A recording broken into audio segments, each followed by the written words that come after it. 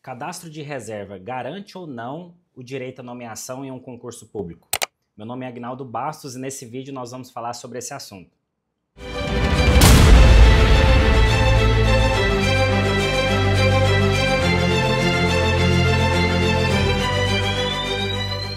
Você que é candidato de concurso público, muitas vezes fica questionando a respeito do cadastro de reserva. Será que o cadastro de reserva tem ou não direito à nomeação em um cargo público? Então, se você tem interesse em direito dos candidatos nos concursos públicos, já siga o nosso canal aqui para você ficar sempre por dentro dos principais direitos que envolvem aí o universo dos concursos públicos. Curta o nosso vídeo, comente no nosso vídeo, compartilhe também com outras pessoas. Então, não esquece não, já deixa o seu joinha aí, porque geralmente você até esquece ali no final do vídeo. Mas vamos lá. Sobre o cadastro de reserva. Quando você é aprovado no concurso público, você pode ficar tanto dentro do número de vagas. Como que funciona isso? Por exemplo, eu fiz um concurso para professor. Tinha 10 vagas imediatas, que são aquelas que aparecem lá no quadrante, geralmente no edital de abertura, você vai ter uma tabelinha colocando ali a quantidade de cadastro de reserva, de cotas, de ampla concorrência. Você tem ali uma quantidade exata de nomeação para cargos de ampla concorrência com um número exato ali. Então, 10 vagas para cargo de professor. E vai ter o CR, cadastro de reserva, ou também, dependendo do concurso, eles colocam uma quantidade também expressa de cadastro de reserva. Como que funciona o direito se você foi aprovado fora do número de vagas? O Supremo Tribunal Federal ele tem um entendimento que você passar dentro do número de vagas é o direito líquido e certo à nomeação. Então, o que significa esse direito líquido e certo? Quando a gente fala de líquido, o líquido ele é algo visível, palpável, concreto. Então, já é um direito concreto. Você tem que ser nomeado se você foi aprovado dentro do número de vagas. Então, não existe essa questão da administração falar, não teve condição financeira. A administração pública está vinculada a essas vagas imediatas. Então, você tem um direito líquido e certo.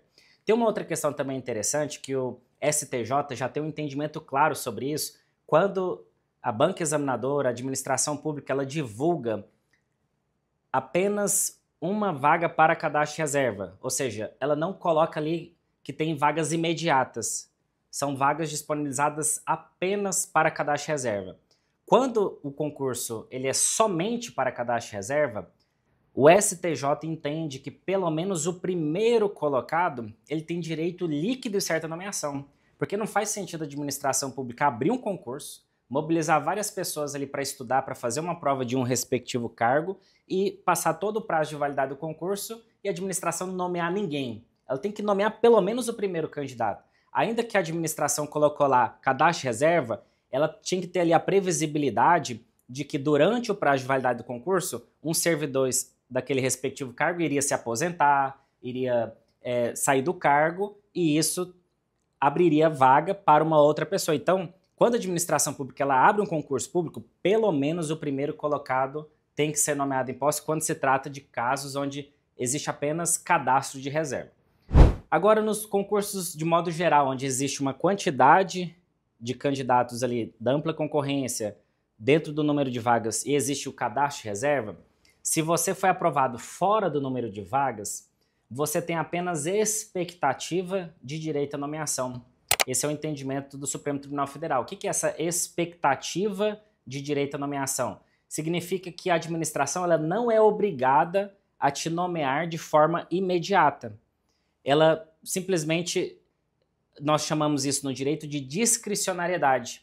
Ela tem, de acordo com a conveniência e oportunidade, ou seja, de acordo com o contexto da administração, ela pode decidir se vai nomear ou não. Então, mesmo surgindo ali mais vagas disponíveis, a administração ela pode avaliar se vai abrir um novo concurso, se vai realizar ali a convocação do cadastro de reserva. O que não pode acontecer é a chamada preterição, porque a preterição é quando a administração pública ela tem necessidade de convocar novos candidatos e ela não aproveita o cadastro de reserva. E ela cria uma outra estratégia para suprir essa necessidade. Então, quais são os exemplos mais práticos aí que envolvem preterição de concurso público? Vamos pegar o exemplo que eu citei aqui sobre os professores. Então, tinha 100 vagas para professores numa determinada cidade, Secretaria Municipal da Educação, e desses 100 professores, tinha 50 cadastros de reserva. Os 100 professores eles foram convocados. Os 50 do cadastro de reserva eles estão só na expectativa. Se a administração pública simplesmente não faz processo seletivo simplificado, deixa o prazo do concurso passar, aí você que foi aprovado no cadastro de reserva, você realmente não vai ter nenhum direito de requerer a sua nomeação em posse. Agora, se acontecer a chamada preterição, aí pode gerar o direito para você de requerer a sua nomeação em posse. Como é que funciona isso? Primeira situação é quando candidatos melhores classificados desistem. Por exemplo, desses 100 professores, se 100 foram convocados, 20 desistiram.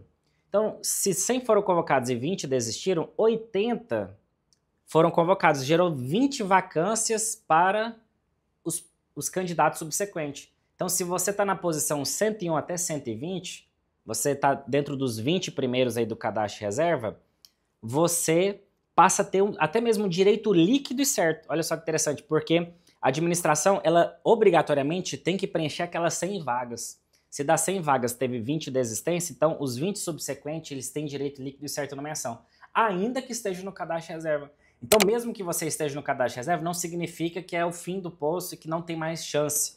Se você se encaixa dentro da quantidade das desistências de candidatos, você tem direito líquido e certo à nomeação.